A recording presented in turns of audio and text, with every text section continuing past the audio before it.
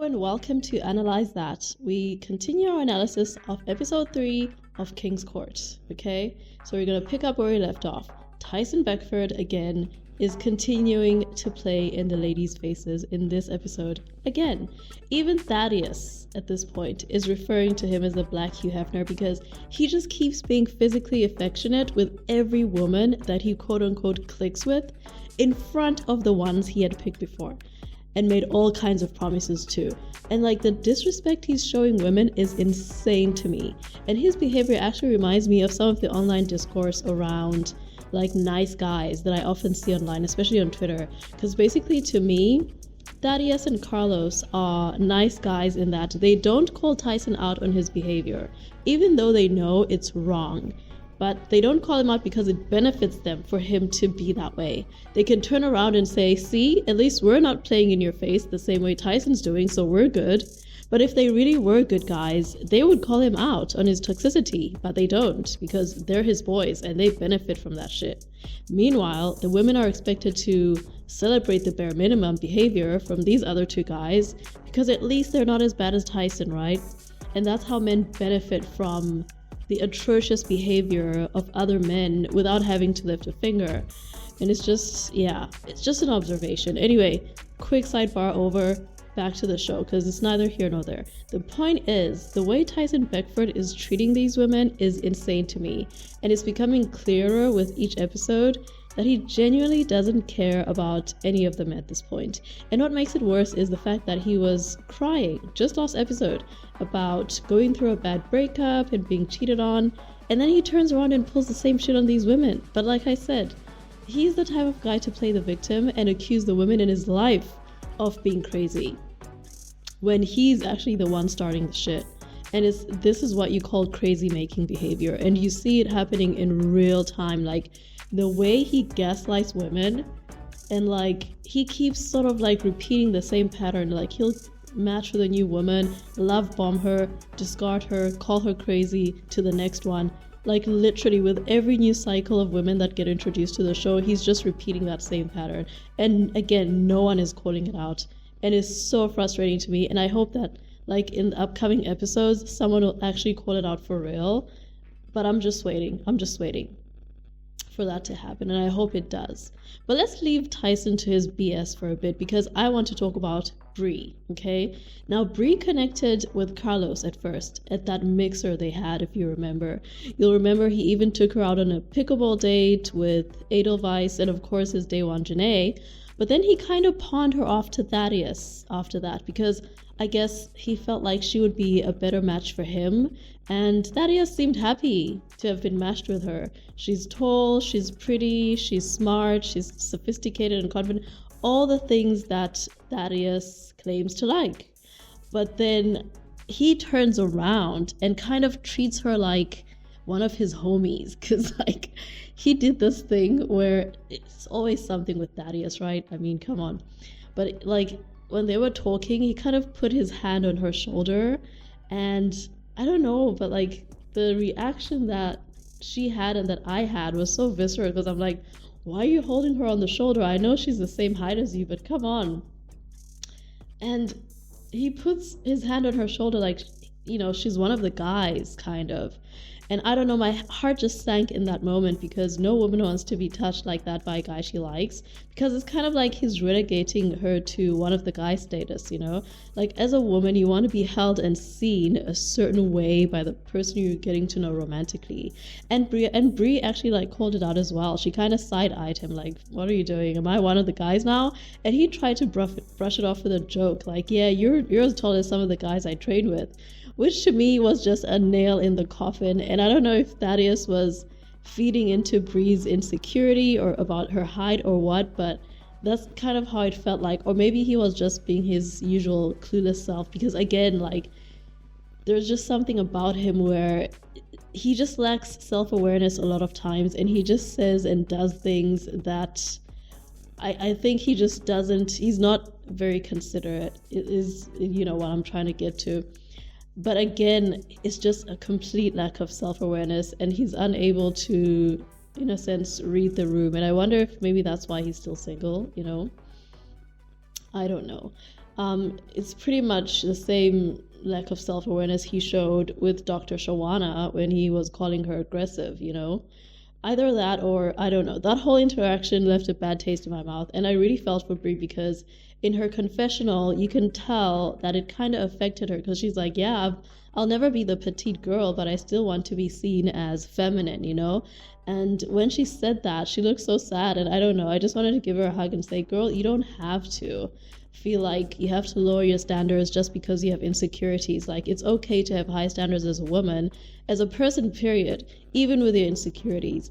And Brie has so much going for her. She's smart, she's witty, she's beautiful and funny, and I hope she knows that she doesn't have to settle for this man, like for real, for any of them really. Another thing that I noticed with this episode, which I absolutely hated, was how the women were just putting each other down. Like, it's getting worse episode after episode. The self-hate and competition is just ramping up, and it's so ghetto. Like, I understand it's a competition, but you don't have to put another woman down or call her easy or anything like that. As soon as I see internalized misogyny like that, I'm just over it. And of course, this is coming from Liliana. Like I said in like the previous video, this woman is such a pick-me and she has such internalized misogyny that she can't help herself. I think it's actually automatic for her at this point. Like, she doesn't even realize. She will do anything to try and keep a man that disrespects her. And that includes disrespecting and attacking other women. And it's actually sad and cringy to watch. And to be honest, out of all of Tyson's connections, the real winner out of all of them is Brickell. Because Brickell walked out the moment she saw Tyson playing in her face. And that, to me, shows real strength and self-respect. Meanwhile, Liliana's out here clowning herself, thinking that her earlier connection with Tyson somehow means something, when he is literally flirting and entertaining other women in her face, right in front of her. And when I say flirting, I don't mean like light banter or something like that. He is literally grabbing and caressing these women in front of her, just full on disrespecting her and not showing her any kind of consideration at all. And it's pretty clear that he's completely incapable of loyalty or respect at this point. So unless Liliana is like hanging around for clout, like some of these younger women seem to be doing, she's playing herself. Like there's really no other reason to be holding on or hanging on to her connection. She should have, I feel like she should have just eliminated herself when Brickell did, because for me the writing was on the wall back then. Even the Persian princess Sarah clocked Tyson's shit immediately, and she was like, I don't want to be in someone's harem, because she saw what he was doing. She's like, I'm not dumb. And she just got here and she's already clocking this shit. And she can already see Tyson for what he is. Yet Liliana is holding on for dear life, thinking that she can change this man, like holding on to the image of what she thought he was, I think. Again, super sad. She's really going out sad. I hate that for her. In contrast to this, we have Carlos, who continues to be very respectful to Janae and the connection he shares to her this episode. He's like really not entertaining any of the new women in a serious way, and most everyone in the house at this point knows that he's with Janae. And of course, he's still going on dates because he has to be fair and give everyone a chance and take part in the show and the process and follow it. But he's not like outright flirting and like rubbing up on everyone he clicks with, you know, like Tyson's doing. And even when he is on those dates, he's honest about the fact that he has a connection already. So yeah, fair play to him, fair play to him. After this, we move on to the elimination mixer. Catherine and Thaddeus are chopping it up. Like, you know, she's very outgoing and talkative, and he's genuinely interested in her because, as he has said many a time before, he likes outgoing, assertive women who challenge him. And I like the fact that he knows what he wants, because it just makes his interactions so much easier and smoother. And he's like, you can tell he's very selective. He's not just going out with everyone. He keeps it very like very demure in that way. If it weren't for his lack of self-awareness, I think he would be playing the game way better than he is. Also, during the elimination dinner, Tyson and Liliana finally have a real conversation. Like, she finally stops fawning or catering to his ego, and she actually like does the work of asking him real hard questions, and she tries to put his feet to the fire. In a way, she's trying to hold him accountable. But of course, Tyson just sits there silent without answering her, being avoidant because he knows that he was just love bombing her this whole time. And now that a newer, shinier model has come along, he's ready to discard her. He knows this. This is classic narcissistic behavior. He basically used Liliana and Brukel to pass the time at the beginning of the process because they were the only ones in the house. So he was just passing the time with them. Once other groups of women came along, he got distracted and completely shifted his attention to them. And his excuse is that he has a hard time having tough conversations. And I'm like, then why are you on a show like this for? What do you expect to happen on a show like this? You're obviously going to have tough conversations with people when shit goes left. But again, Tyson doesn't care. He doesn't care. And that's why he's single at 53, because he's still playing high school games at half a century. He's an immature Peter Pan, and I don't think he'll ever change. But unfortunately, he has found his home in Bravo, because this is the home of immature Peter Pans, okay? Southern Charm fans will know what I'm talking about. Actually, I saw a video of him, like they were doing an interview, like the Men of Bravo interview, and you know who was there? You will never guess. Literal, what's his name? The guy from Southern Charm, Shep Rose. Shep Rose was there. I'm like, if he's making friends and allies with Shep Rose, it's over for him. Like, he will never develop. Anyway, sidebar over. The episode pretty much ends at this point, and this was a pretty like short, snappy, quick episode. And there isn't much to say or talk about, just because like you just see the same patterns repeating over and over again. And for me, it's so clear why these people are single, because they just keep repeating the same patterns, both the men and the women. Like, it's just so clear to me like why they're not moving forward. The only people that I see moving forward are Janae and Carlos so far. They're the ones that are actually putting in the work of getting to know each other.